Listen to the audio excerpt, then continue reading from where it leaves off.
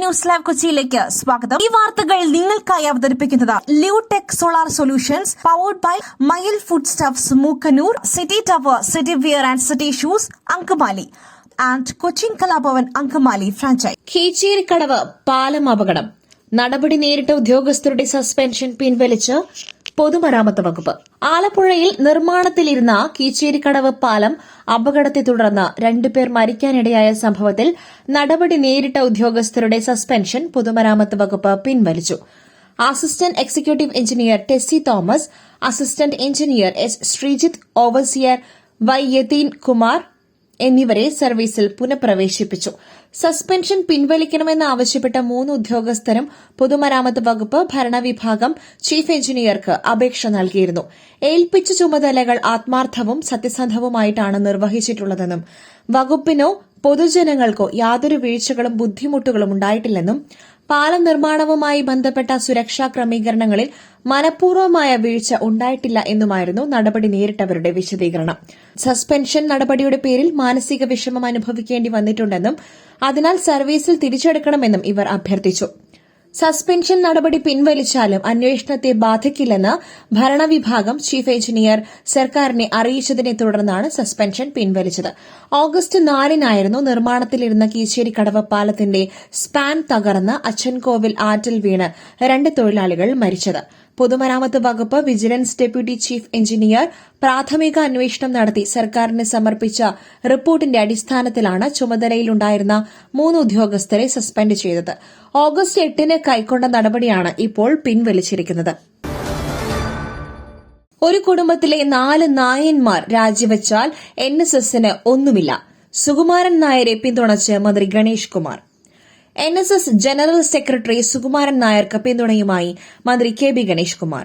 ചങ്ങനാശ്ശേരിയിലെ ഏതോ ഒരു കുടുംബത്തിലെ 4 നായന്മാർ NSSന് രാജിവെച്ചാൽ അവർക്ക് പോയി. അതിന്റെ അർത്ഥം കേരളത്തിലെ മുഴുവൻ നായന്മാരും NSSന് രാജിവെച്ചു എന്നല്ല. ഇത്തരക്കാർ NSSന് എതിരാണ്. സുകുമാരൻ നായർ ഏറ്റവും കരുത്തുറ്റ ജനറൽ സെക്രട്ടറിയാണ്. അദ്ദേഹത്തിന് പിന്നിൽ പാറ പോലെ ഉറച്ചു നിൽക്കും മന്ത്രി ഗണേഷ് കുമാർ പറഞ്ഞു. പത്തനാപുരം NSS താലൂക്ക് യൂണിയൻ പ്രസിഡന്റായി വീണ്ടും തെരഞ്ഞെടുക്കപ്പെട്ട വേദിയിലായിരുന്നു ഗണേഷ് കുമാറിന്റെ പ്രഖ്യാപനം. അദ്ദേഹത്തിന്റെ നിലപാടുകൾ രാഷ്ട്രീയമല്ല. NSS സമദൂര സിദ്ധാന്തത്തിൽ തന്നെയാണ് മുന്നോട്ടു പോകുന്നത്. ഒരാൾ അഭിപ്രായം പറയുവാൻ പാടില്ലെന്ന് പറയുന്നത് ശരിയല്ല. കഴിഞ്ഞ ദിവസം അദ്ദേഹം സർക്കാരിനെക്കുറിച്ച് നല്ല അഭിപ്രായം പറഞ്ഞു. എന്നാൽ അതിനു മുൻപ് അദ്ദേഹം ഈ സർക്കാരിനെതിരെയും പറഞ്ഞിട്ടുണ്ട്. UDF സർക്കാരിനെയും കേന്ദ്ര സർക്കാരുകളെ എതിർത്തും ജനറൽ സെക്രട്ടറി നിലപാട് പറഞ്ഞിട്ടുണ്ട്. അതാത് കാലഘട്ടങ്ങളിൽ NSSുമായി ബന്ധപ്പെട്ട കാര്യങ്ങളാണ് പറയുന്നത്, അല്ലാതെ രാഷ്ട്രീയ നിലപാടല്ല. NSSന്റെ നിലപാട് എക്കാലത്തും ജനറൽ സെക്രട്ടറി പറഞ്ഞിട്ടുണ്ട് എന്നും മന്ത്രി പറഞ്ഞു. NSSന്റെ പ്രതിനിധി സഭാ യോഗത്തിൽ പോലും ആരും അദ്ദേഹത്തെ ചോദ്യം ചെയ്തിട്ടില്ല. എല്ലാവരും അദ്ദേഹത്തിന്റെ നിലപാടിനെ സ്വീകരിക്കുകയാണ് ഉണ്ടായത്. പത്തനംതിട്ട ജില്ലയിലാണ് NSSനെതിരായ എല്ലാ കേസുകളും നടക്കുന്നത്. 250 രൂപ കൊടുത്താൽ ഏത് അലവലാതിക്കും ഫ്ലെക്സ് വയ്ക്കാം.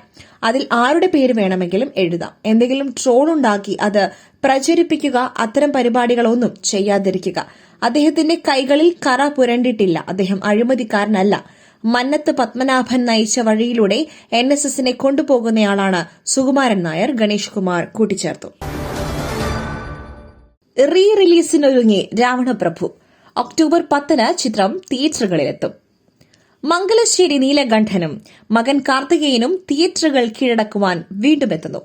നൂതന ദൃശ്യ ശബ്ദ വിസ്മയങ്ങളുമായി 4K ആറ്റ്മോസിൽ ഒക്ടോബർ 10-നാണ് ചിത്രം പ്രദർശനത്തിനെത്തുന്നത്. രാവണപ്രഭു വീണ്ടും പ്രേക്ഷകർക്ക് മുൻപിൽ എത്തുന്നു.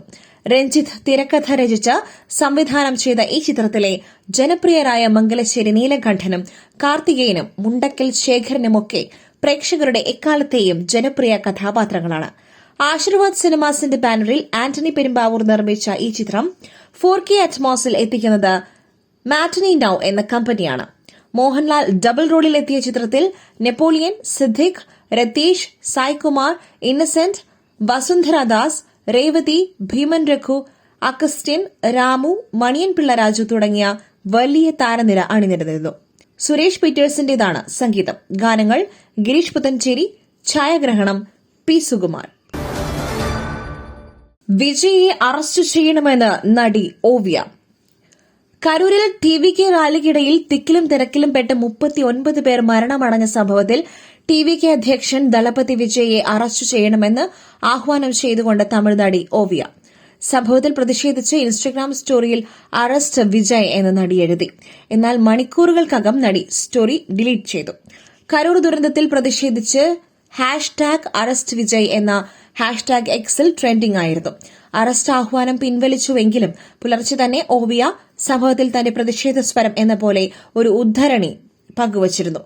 ജ്ഞാനികൾക്ക് ജീവിതം ഒരു സ്വപ്നമാണ്, അത് വിഡ്ഢികൾക്ക് ഒരു കളിയാണ്, ധനികർക്ക് അതൊരു തമാശയാണ്, എന്നാൽ പാവപ്പെട്ടവനാവട്ടെ ഒരു ദുരന്തവും. റാലിയിൽ കൊല്ലപ്പെട്ടവർക്കും പരിക്കേറ്റവർക്കുമുള്ള ഐക്യദാർഢ്യമാണ് ഓവിയ പങ്കുവച്ച വാക്കുകൾ.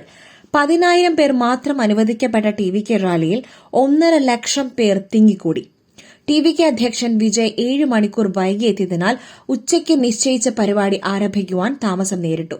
ആൾക്കൂട്ടത്തെ ഫലപ്രദമായി നിയന്ത്രിക്കുവാൻ സംഘാടകർക്കോ പോലീസിനോ സാധിച്ചില്ല. വിജയ് എത്തി ആരംഭിച്ച പ്രസംഗം പകുതിയിൽ നിർത്തിയെങ്കിലും അപകടം ഒഴിവാക്കാനായില്ല. മരണമടഞ്ഞ 39 പേരിൽ 9 കുട്ടികളും 17 സ്ത്രീകളും ഉൾപ്പെട്ടിരുന്നു. ഓവിയയെ കൂടാതെ രജനീകാന്ത്, കമൽഹാസൻ, വിശാൽ തുടങ്ങി തമിഴ് സിനിമയിലെ മറ്റ് അനവധി പ്രമുഖരും സംഭവത്തിൽ പ്രതികരിച്ചിട്ടുണ്ട്.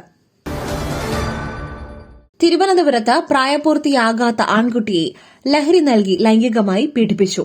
ബന്ധുവായ യുവാവ് അറസ്റ്റിൽ. പ്രായപൂർത്തിയാകാത്ത ആൺകുട്ടിയെ ലഹരി നൽകി ലൈംഗികമായി പീഡിപ്പിച്ച സംഭവത്തിൽ ബന്ധു അറസ്റ്റിൽ. വിദൂര സ്വദേശി അഖിൽ അച്ചുവാണ് അറസ്റ്റിലായത്.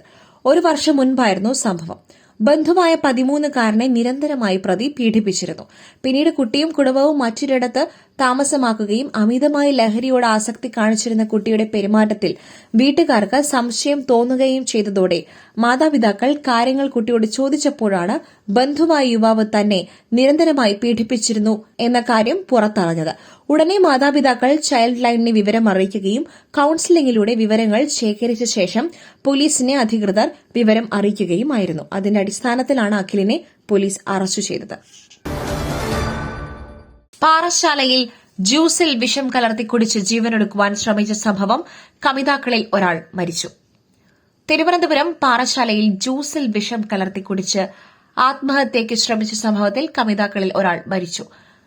പ്ലാമൂട്ടുകട സ്വദേശിയായ വൈഷ്ണവാണ് മരിച്ചത്. ചികിത്സയിലിരിക്കെയാണ് മരണം.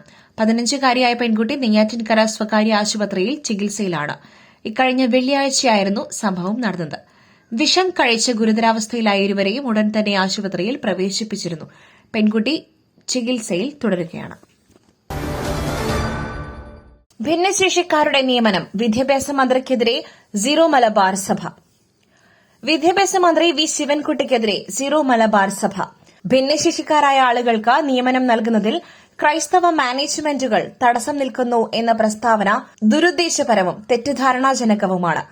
വകുപ്പുമായി ബന്ധപ്പെട്ട പ്രശ്നങ്ങൾ ഉന്നയിക്കുമ്പോൾ നിങ്ങൾ വേണമെങ്കിൽ കോടതിയിൽ പോയിക്കൊള്ളൂ എന്ന ധിക്കാരപൂർവമായ മറുപടിയാണ് ലഭിക്കുന്നതെന്നും സീറോ മലബാർ സഭ വ്യക്തമാക്കി.